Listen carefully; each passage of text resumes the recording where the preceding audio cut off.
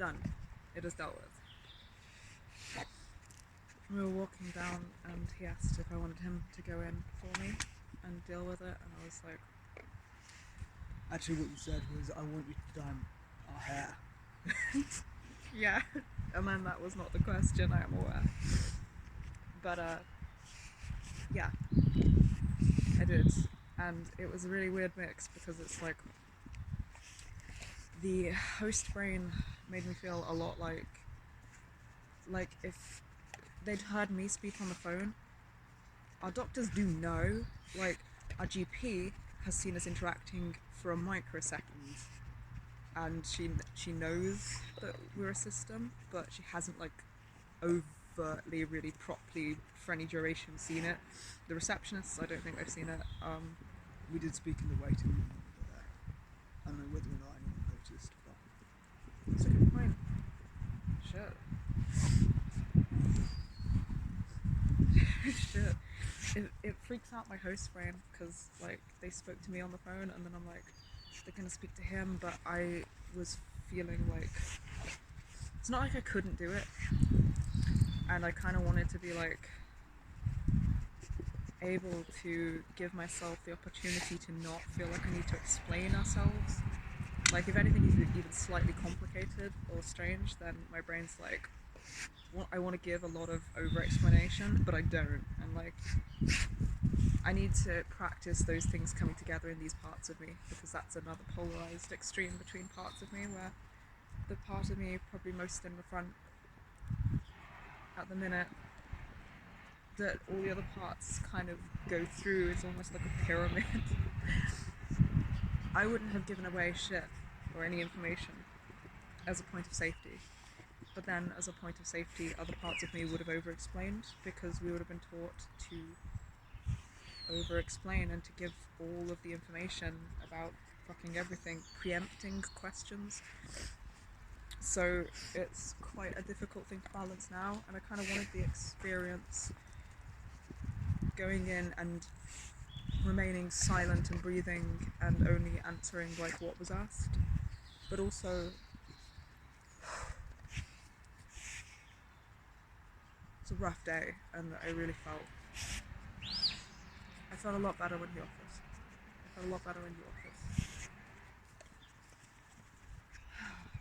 And it was so simple. I was like thinking, I had attack fantasies about it a couple of times, a few times today, and I was like thinking of all the things they could ask and everything. It could be weird, of course, cognitively being like, I do know they're probably not going to need this much information, but you don't know, and people can be weird with name change things.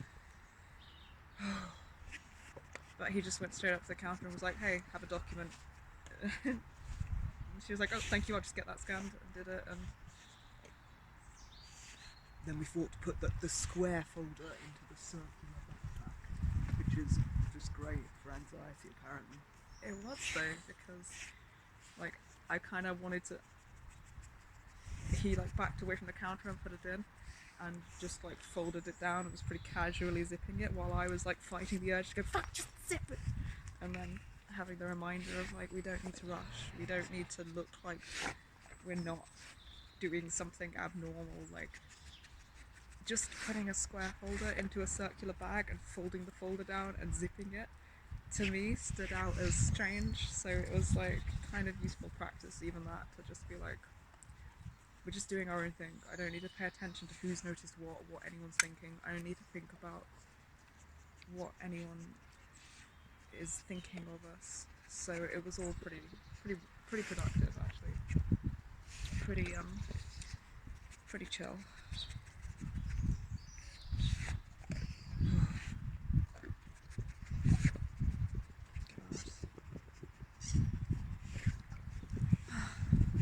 I'm experiencing a lot of and calming down and grief and gratitude. So much gratitude, holy shit.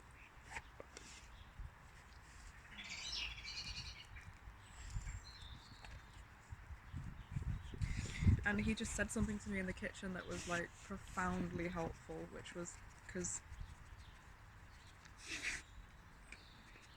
he mentioned, he was like, you could get a square backpack for a square folder.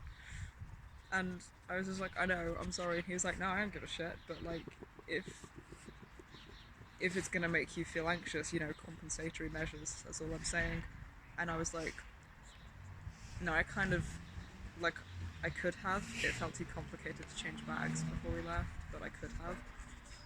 But I kind of enjoy more that we just did our own thing, and that I get more practice doing that and not paying attention to how it looks in a sense of safety. But I went to apologise for it, and like my impulse is still to be like,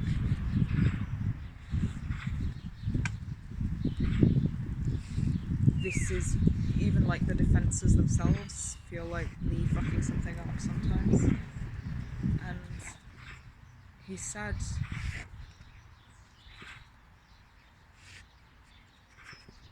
but then it's like it loops on itself, because I feel like, oh no, the fact that I've made this feel like my fault when it's a defence and it's not my fault also feels like my fault. And he managed to cut that off really well and change that into like it just genuinely changed into understanding and being proud and self-compassion, because he said, like, every time that I assume responsibility by like apologizing for something or treating some defense and some protective measure or some symptom as something that I'm in charge of, doing on purpose, responsible for, I actually only further emphasize how well adapted I was to survive where we came from and what a good job I did protecting us, when internalizing these things as my fault was the only thing we could do to remain safe at the time. And it's like, oh shit, yeah, I see that. That was helpful. You actually got it out far more eloquently than I did. Well, I'm glad you got the point.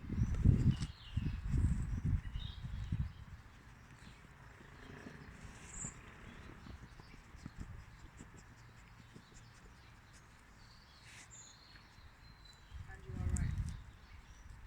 Being outside is like so much nicer.